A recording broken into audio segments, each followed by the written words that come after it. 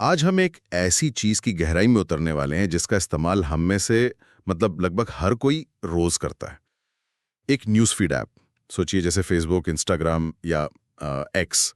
हम तो बस स्क्रॉल करते हैं, लाइक करते हैं, पोस्ट करते हैं। लेकिन कभी सोचा है कि पर्दे के पीछे क्या चल रहा है? वो कौन से तकनीकी निर्णय हैं जो करोड़ों लोगों के लिए इस अनुभव को इतना सहज और तेज बनाते हैं? हमारे पास जो स्रोत सामग्री है ना, वो एक डिजाइन हैंडबुक का एक अध्याय है जो हमें बिल्कुल स्क्रैच से मतलब शून्य से एक न्यूज़फीड ऐप डिजाइन करने की प्रक्रिया के बारे में बताता है। तो आज हमारा मिशन ये समझना है कि एक ऐसी प्रणाली कैसे बनाई जाए जो न केवल काम करे बल्कि विशाल पैमाने पर प्रदर्शन करने वाली, भरोसेमंद और कुशल भी हो। चलिए इस ब्लूप्रिंट को खोल करके देखते हैं। तो किसी भी बड़ी चीज को बनाने से पहले एक नक्शा बनाना पड़ता है, जानना होता है कि बनाना क्या है। तो इस हैंडबुक के हिसाब से एक बेसिक न्यूज़ फीड ऐप में क्या क्या होना चाहिए। बिल्कुल, स्रोत इसे दो बहुत ही साफ हिस्सों में तोड़ता है, फंक्शनल और नॉन फंक्शनल आवश्यकताएं। फंक्शनल का मतलब है कि उपयोगकर्ता असल में ऐप में क्या क्या कर पाएगा। जैसे कि जाहिर है दूसरों की पोस्ट्स देखना। हाँ, दूसरों की पोस्ट्स ब्राउज करना, अपनी फीड में सीधे पोस्ट को लाइक और शेयर कर पाना, और सबसे जरूरी टेक्स्ट, इमेज और वीडियो के साथ नई पोस्ट बना पाना। दिलचस्प बात यह है कि स्रोत यहाँ एक छोटी सी लेकिन महत्वपूर्ण डिटेल जोड़ता है, रिच टेक्स्ट एडिटिंग। अच्छा। यानी सिर्फ प्लेन टेक्स्ट नहीं, बल्कि टेक्स्ट को बोल्ड या इटैलिक्स करने जैसी सुविधा भी होनी चाहिए। और वो फीचर जो हम सबको घंटों तक बांधे रखता है, अंतहीन स्क्रॉलिंग, वो एहसास के कंटेंट कभी खत्म ही नहीं होगा। हाँ, इन्फिनिट स्क्रॉलिंग। जैसे जैसे कोई नीचे स्क्रॉल करता है और पोस्ट्स अपने आप लोड होती जाती हैं, बिना किसी नेक्स्ट पेज बटन के। और एक बहुत ही महत्वपूर्ण फीचर जिसका जिक्र किया गया है, ऑफलाइन मोड। ऑफलाइन मोड यानी बिना इंटरनेट के भी पहले से लोड की गई पोस्ट को देख पाने की क्षमता। यह उन जगहों या स्थितियों के लिए बहुत जरूरी है जहां नेटवर्क कनेक्टिविटी अच्छी नहीं होती, जैसे मेट्रो या फ्लाइट में। बिल्कुल। ठीक है, तो ये तो हो गए फीचर्स। लेकिन अब उस हिस्से पर आते हैं जो मेरे होश उड़ा देता है। स्रोत में लिखा है इस ऐप को 50 करोड़ मासिक सक्रिय उपयोगकर्ताओं के लिए डिजाइन करना है। 50 करोड़? ये तो मतलब कई देशों की आबादी से भी ज्यादा है। यहीं पर नॉन फंक्शनल आवश्यकताएं आती होंगी, है ना? क्योंकि इतने बड़े पैमाने पे चीजें टूट सकती हैं। हाँ, यहीं पर असली इंजीनियरिंग की चुनौती शुरू होती है। ये वो गुण हैं जो ऐप के अनुभव को परिभाषित करते हैं, जो उसे अच्छा या बुरा बनाते हैं। स्रोत 4 मुख्य बातों पर जोर देता है। पहला, स्केलेबिलिटी। यानी सिस्टम को दुनिया भर में 50 करोड़ लोगों का बोझ उठाने में सक्षम होना चाहिए बिना हांफे। दूसरा, परफॉर्मेंस। ऐप को तेज और मक्खन जैसा महसूस होना चाहिए। तीसरा, रिलायबिलिटी, यानी भरोसेमंद होना। खराब नेटवर्क पर भी ऐप को ठीक से काम करना चाहिए, क्रैश नहीं होना चाहिए। और आखिरी, डेटा एफिशिएंसी। मतलब डेटा पैक जल्दी खत्म ना हो। हाँ, इसे उपयोगकर्ताओं के मोबाइल डेटा की खपत को कम से कम करना चाहिए। ये चारों चीजें मिलकर एक बेहतरीन यूजर एक्सपीरियंस बनाती हैं। तो 50 करोड़ लोगों के लिए ये सब बनाना है, जो सुनने में ही बहुत बड़ा काम लगता है। और ये सभी फीचर्स डेटा पर निर्भर करते हैं, पोस्ट्स, लाइक्स, इमेजेस। तो सबसे पहला सवाल तो यही है कि ये सारा डेटा ऐप तक पहुंचता कैसे? ऐप और सर्वर के बीच ये बातचीत होती कैसे है? ये बातचीत होती है एपीआई के जरिए, यानी एप्लीकेशन प्रोग्रामिंग इंटरफेस। आप इसे एक रेस्टोरेंट के वेटर की तरह समझ सकती हैं। हमारा ऐप यानी ग्राहक सीधे किचन में यानी बैक एंड सर्वर में नहीं जाता। वो वेटर यानी एपीआई को अपना ऑर्डर मतलब रिक्वेस्ट देता है और वेटर किचन से खाना लाकर देता है। स्रोत सामग्री में ना इस बातचीत के प्रोटोकॉल के लिए HTTP के साथ रेस्ट APIs को चुना गया है। ये इंडस्ट्री में एक स्टैंडर्ड तरीका है। और ये ऑर्डर और खाना किस भाषा में होता है? मतलब डेटा किस रूप में आता जाता है? डेटा फॉर्मेट के लिए जेसन को चुना गया है। ये इंसानों के लिए पढ़ने में आसान है और XML जैसे दूसरे विकल्पों की तुलना में कम जगह लेता है। कम जगह मतलब तेज ट्रांसफर? बिल्कुल, कम जगह लेने का मतलब है कि डेटा ट्रांसफर तेज होता है और यूजर का डेटा भी कम खर्च होता है। तो यहाँ 2 मुख्य निर्णय लिए गए, बातचीत के लिए HTTP पर रेस्ट और डेटा के लिए जेसन। तो जब मैं ऐप खोलता हूँ तो पर्दे के पीछे क्या होता है? मेरा ऐप वेटर से क्या मांगता है? आपका ऐप बैकएंड को एक गेट रिक्वेस्ट भेजता है, जिसका मतलब होता है मुझे कुछ डेटा दो। इस मामले में वो हाल की पोस्ट मांगता है। यहाँ एक बहुत ही दिलचस्प तकनीकी निर्णय का जिक्र है पेजिनेशन के लिए कर्सर बेस्ड दृष्टिकोण का। पेजिनेशन का मतलब है एक बार में सारी पोस्ट लोड करने के बजाय टुकड़ों में लोड करना। मतलब एक बार में 10 पोस्ट, फिर और स्क्रॉल करने पर अगली 10। बिल्कुल। लेकिन पारंपरिक पेज नंबर वाले तरीके जैसे पेज 1, पेज 2, उसमें एक समस्या है। अगर आप पेज 2 पर हैं और कोई 5 नई पोस्ट आ गई तो आपका पेज 2 गड़बड़ा जाएगा, उसमें पुरानी पोस्ट्स रिपीट हो सकती हैं।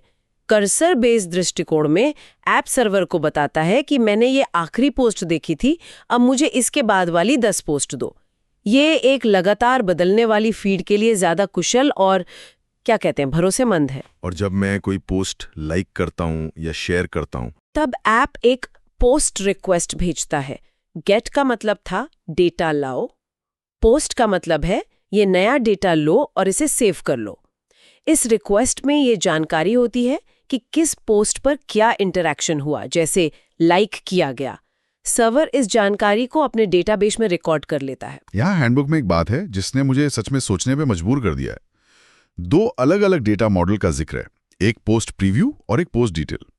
पहली नजर में ये सिर्फ तकनीकी शब्दजाल लगता है, लेकिन इसके पीछे की सोच क्या है? ये प्रदर्शन को बेहतर बनाने के लिए एक बहुत ही चतुर तरीका है। सोचिए, जब आप अपनी फीड तेजी से स्क्रॉल कर रहे होते हैं तो क्या आपको हर पोस्ट की हर एक डिटेल, हर कमेंट और हाई डेफिनेशन इमेज की जरूरत होती है? नहीं, बिल्कुल नहीं।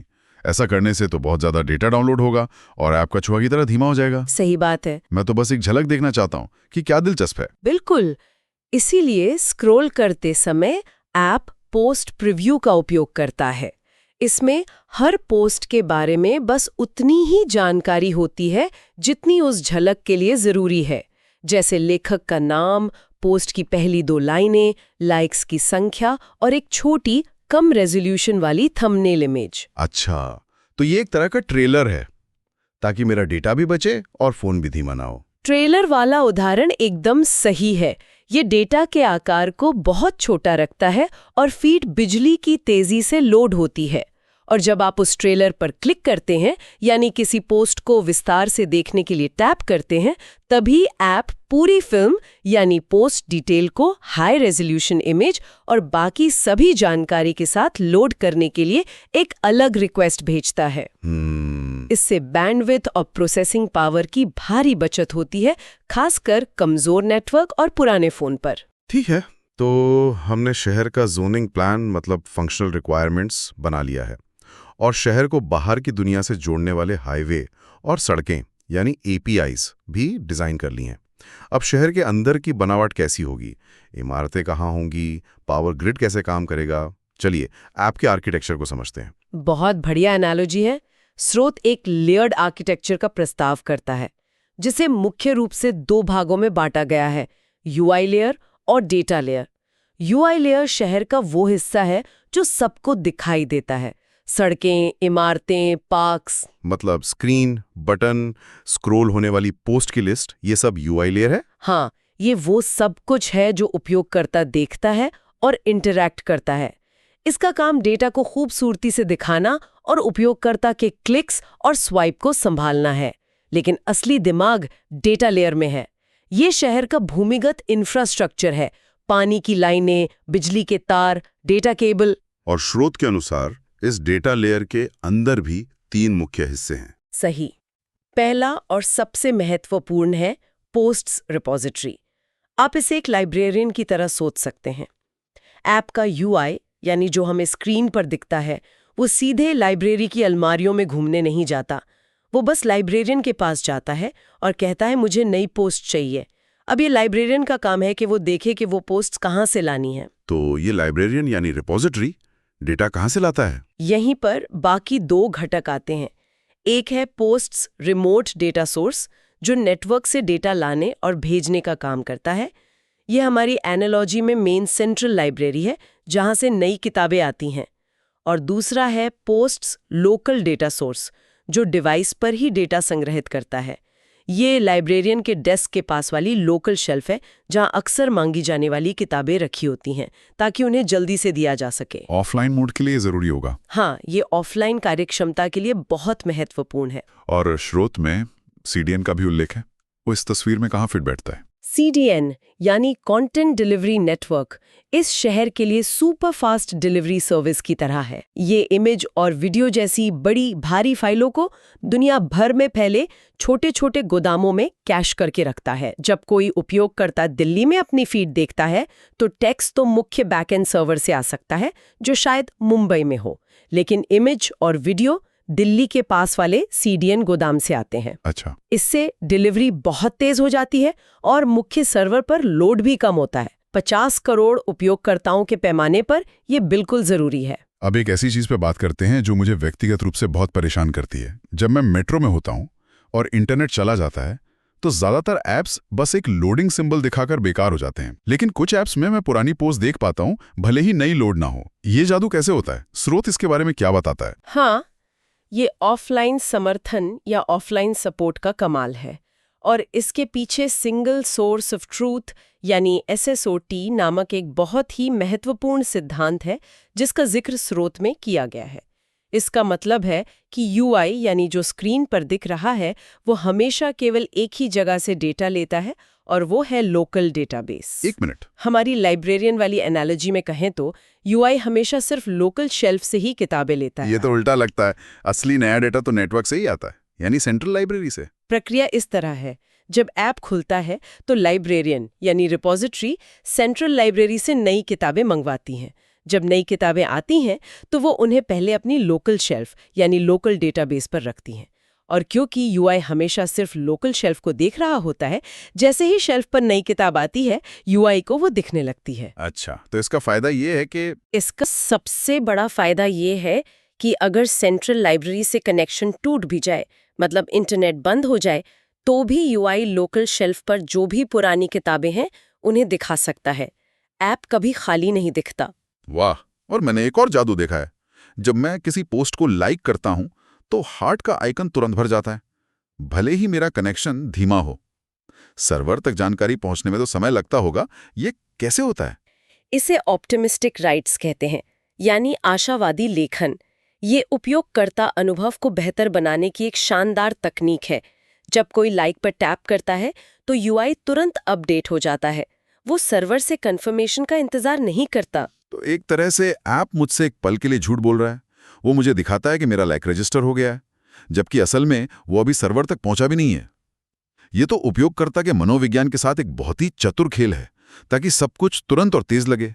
बिल्कुल, ये एक बहुत ही कैलकुलेटेड सफेद झूठ है। ऐप ये मानकर चलता है कि सर्वर पर ये कार्रवाई सफल होगी। उसी समय वो बैकग्राउंड में सर्वर को अपडेट करने का अनुरोध भेजता है। और अगर फेल हो गया तो?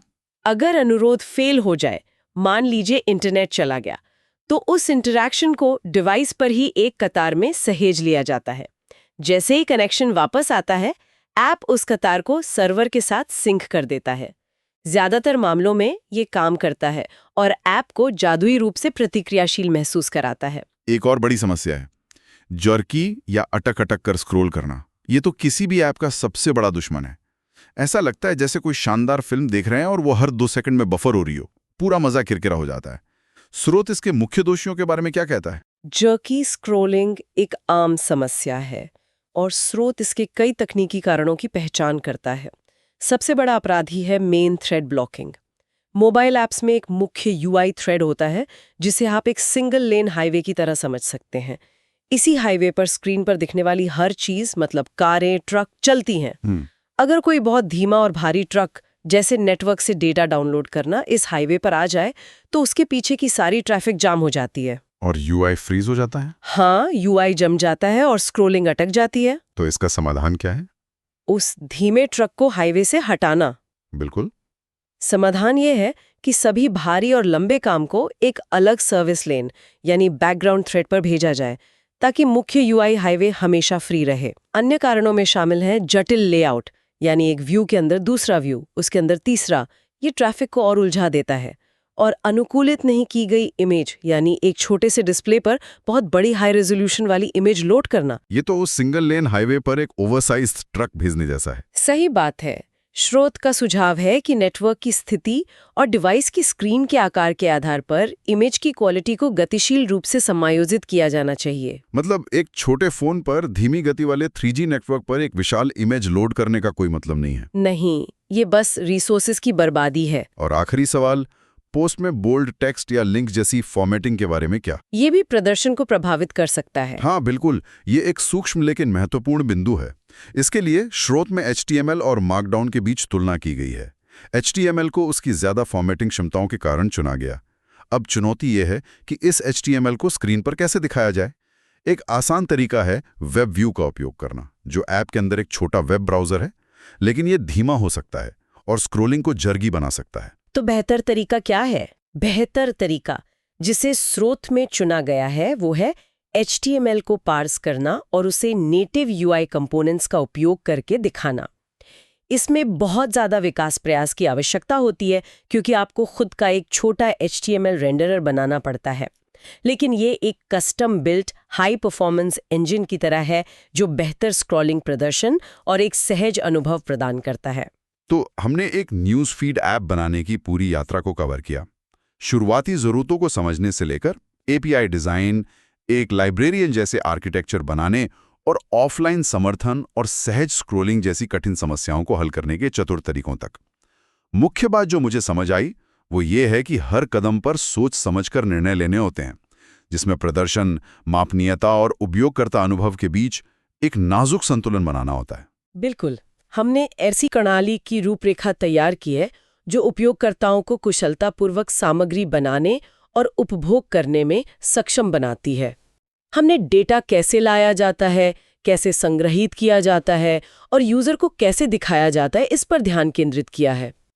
लेकिन एक असली सोशल ऐप में अगला कदम क्या होता है? बातचीत। अब ये सोचने के लिए एक दिलचस्प सवाल है। हम इसी आर्किटेक्चर के ऊपर कमेंट्स और रिप्लाई की एक रियल टाइम, कुशल और स्केलेबल प्रणाली कैसे जोड़ेंगे जो लाखों समवर्ती इंटरैक्शंस को संभाल सके? ये एक और पूरी तरह से नई और रोमांचक चुनौती है।